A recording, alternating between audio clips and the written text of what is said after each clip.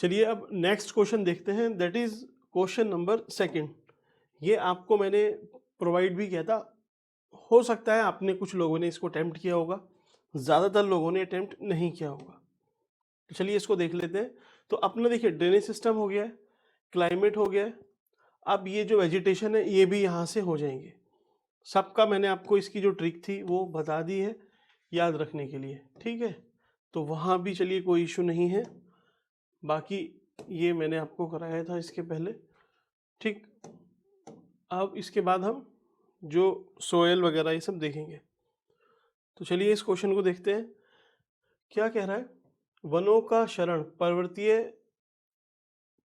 परिस्थिति तंत्र को कैसे अस्थिर करता है, means how does forest degradation destabilise mountain ecosystem. Forest degradation तो ज्यादा बड़ा हो रहा है यार। फॉरेस्ट डिग्रेडेशन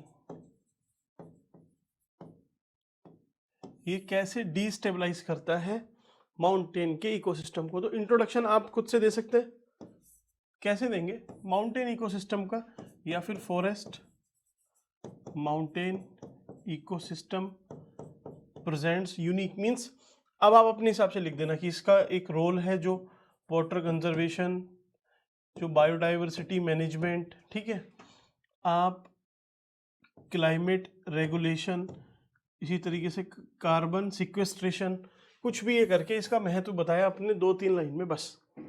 अब आपको लिखना है फॉरेस्ट डिग्रेडेशन पे आंसर।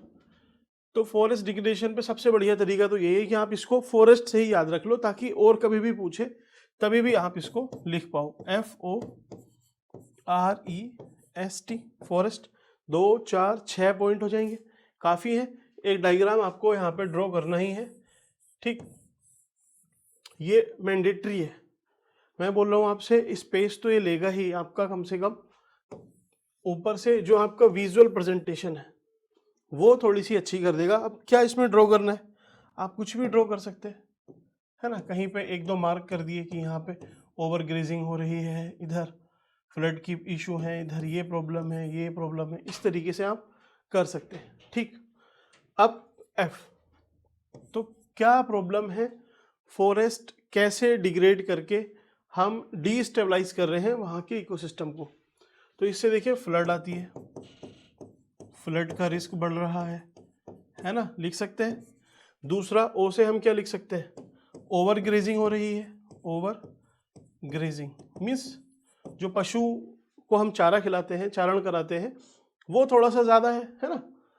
आर से हम क्या लिख सकते हैं, देखिए फ्लड आया, ओवर ग्रेजिंग हुई, तो जो बायोडाइवर्सिटी है वो रिड्यूस हो जाएगी, रिड्यूस बायोडाइवर्सिटी, है ना। बायोडाइवर्सिटी। ई से हम क्या लिख सकते हैं, इरोजन वगैरह हो रहा होगा, तो इरोजन हो रहा है सोइल का। एस से क्या लिखेंगे हम, ऐसे जो नोले वगैरह हैं, जो स्प्रिंग वगैरह हैं, स्प्रिंग है वो ड्राई हो रहे हैं, है ना। टी से भी कुछ लिखना है क्या, टेम्परेचर राइज कर रहा है अल्टीमेटली।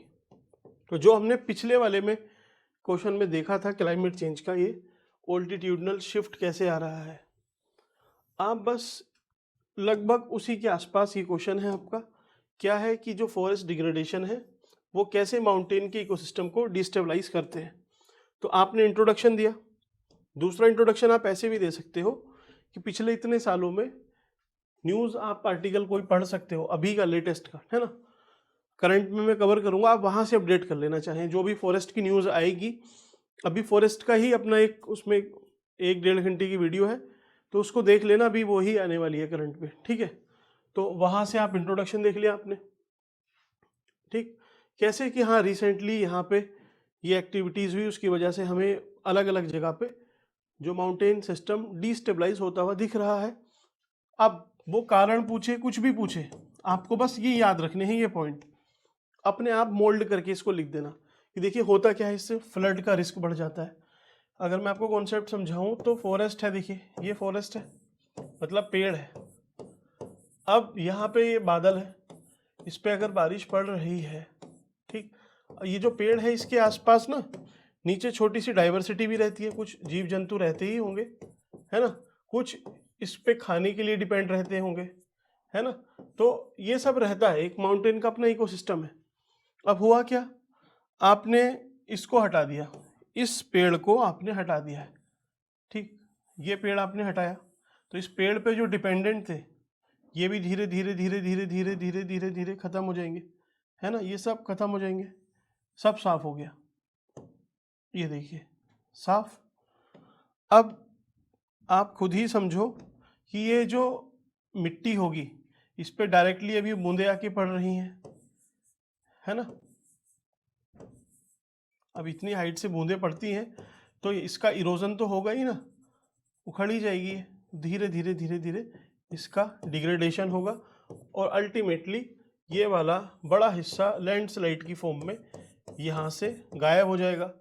अब ये गायब हो गया तो ये कौन सा स्टेबल रहेगा, ये भी थोड़ा सा वल्नरेबल हो जाएगा, ये भी गिर जाएगा कभी ना कभी, ठीक। तो पूरा जो माउंटेन का इकोसिस्टम है, अब देखिए आपने यहाँ पे पेड़ काटे, ये गिरा, इससे ये थोड़ा सा इधर झुक गया, है ना, ये पहले ऐसे ही था सपोज, अब ऐसे हो गया, तो इधर की जो वेजिटेशन थी वो भी तो खराब हो गई ना, समझे आप। तो पूरे माउंटेन इकोसिस्टम को ये डिस्टेबलाइज करता है, इसलिए इसका बहुत बहुत ज़्यादा इशू है। तो फ्लड का रिस्क बढ़ ही जाएगा, आएगी बाढ़ आएगी, पानी आएगा, पानी पहले सोख लेते थे पेड़, अब पेड़ है नहीं, सब बह जाएगा, तो वो आप डिजास्टर कोट कर सकते हो। कोई सा भी फ्लड कहाँ है, देहरादून का कोट कर दो, कुछ भी कोट कर देना, ठीक है, वो एग्जाम्पल है। नेक्स्ट ओवर ग्रेजिंग, मैंने आपको लास्ट इसके जस्ट पहले वाली वीडियो में दयारा बुग्याल का एग्जाम्पल दिया था, ठीक है। जो बुग्याल होते हैं, मिडोज होते हैं, पयार होते हैं, वहीं पे पशुचारण होता है। तो आपको जहाँ भी ओवर ग्रेजिंग का लिखे ना, जो भी आपके दिमाग में आए बुग्याल लिख देना कि वहाँ पे थोड़ा सा जो चारण एक्टिविटीज़ हैं उसकी वजह से जो घास है वो एक्सपोज हो गई है, कम हो गई है, इस तरीके से आपने लिख दिया। कुछ भी लिख दो, हर जगह कम ही होगा, है ना, कोई सा भी लिख दो जो दिमाग में, बेदनी आए, ये आए, कुछ भी आए, एक आपने यहाँ पे बुग्याल का नाम लिख दिया, क्योंकि एग्जामिनर कौन सा जाके वहाँ पे देख रहा है कम हुआ है ना। स्टडी अभी इतनी एक्सटेंसिव किसी ने की नहीं है, कोई करेगा, रिपोर्ट होगी, तो ज़रूरी नहीं कि एग्जामिनर उसको पढ़ के बैठा हो, आप बस अपनी बात अपनी फैक्ट से लिखते जाइए। बायोडाइवर्सिटी रिड्यूस होगी, बिल्कुल सही बात है, आसपास की जो बायोडाइवर्सिटी थी आपने देखा वो रिड्यूस हो रही है। कोई आपके पास डेटा है XYZ, ठीक, उसको आप लिख देना। इरोजन हो रहा है, ऑब्वियसली हो रहा है, तो अब इस पे तो आपको डेटा नहीं मिलेगा, डेटा मिला है तभी भी ठीक है, नहीं मिला है तो विदाउट डेटा जो आपने पढ़ा है उसी से निकाल देंगे इसको कि इरोजन का क्या लिखोगे आप इसमें इरोजन का ऐसा कुछ, हाँ बहुत कुछ हेक्टेयर लैंड इरोजन की वजह से एग्रीकल्चर लैंड डिग्रेड हो गई है, या फिर जो वॉश अवे हो गई है, बह गई है पूरी, तो आप वो एग्जांपल लिख सकते हो। स्प्रिंग ड्राई, इस पे लगभग आप 60% लिख देना। 60% जो knowledge traditional water storage system थे या ट्रेडिशनल वाटर कंजर्वेशन सिस्टम थे वो लगभग ख़त्म से हो गए हैं, 60% ख़त्म हो चुके हैं अभी तक, ये लेटेस्ट है ना। और टेम्परेचर राइज है ही, मैंने आपसे बोला था 0.6 से 1 डिग्री सेल्सियस तक राइज किया है। तो इस तरीके से जो इसके पहले क्वेश्चन में मैंने आपको पढ़ाया उसी से ये पॉइंट आपके निकल गए। अब फॉरेस्ट पे पूछेगा भी ना कि अच्छा फॉरेस्ट नई वन रिपोर्ट आई है और उसमें फॉरेस्ट जो है वो बहुत मामूली उसमें बढ़ोतरी देखी गई है, उसके क्या कारण है या फिर उसके इम्पैक्ट क्या है, कुछ भी पूछ ले ये इसी से लिख देना, कारण क्या है। तो कारण इसके पहले जो मैंने आपसे बताया था क्लाइमेट चेंज वगैरह वो सब। दूसरा इसके इम्पैक्ट क्या होंगे, तो भाई फ्लड बढ़ती है, ओवर ग्रेजिंग, ठीक है, reduce biodiversity, soil erosion, spring dry, ठीक है, टेम्परेचर, ये इसके इम्पैक्ट है।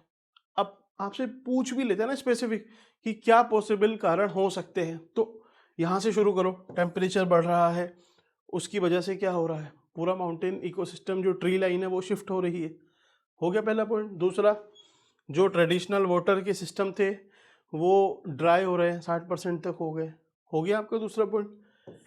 इरोजन हो रहा है उन सब की वजह से, क्यूमुलेटिव वो प्रॉब्लम है। ओवर ग्रेजिंग हो रही है बुग्याल वगैरह में, और उससे अल्टीमेटली बायोडाइवर्सिटी हार्म होती है। बायोडाइवर्सिटी और फॉरेस्ट आपस में लिंक है, और बहुत सारी प्रॉब्लम सामने आ रही है। कुछ नहीं पढ़ा, मुझे भी नहीं पता है कि नई रिपोर्ट में आएगा तो उसमें क्या रीज़न देंगे, मुझे नहीं पता है, आपको नहीं पता है, लेकिन क्वेश्चन आएगा तो हमें सब पता है, ठीक है। तो इस तरीके से आपको कुछ ज़्यादा नहीं पढ़ना है, जो है उसको अच्छे से तरीके से मल्टीपल वे में आप यूज़ करो। यही मैं आपको चाहता हूँ कि ज़्यादा रटना नहीं, ज़्यादा समझ, मतलब समझ है एक लेवल की, उसके बाद में आपको रटना, सिर्फ कीवर्ड एक बार याद कर लिए और उसी के बेस पे आप पूरा लिख के आ जाओगे, है ना। चलिए, तो अभी आपका कितना हुआ, ये हो गया है, इसको कट करें, नेक्स्ट पे चले। कितना बचा, सोयल, हिमनद और झीलें, है ना। इन तीनों को करते हैं, फिर क्लाइमेट चेंज, देन फॉरेस्ट, जल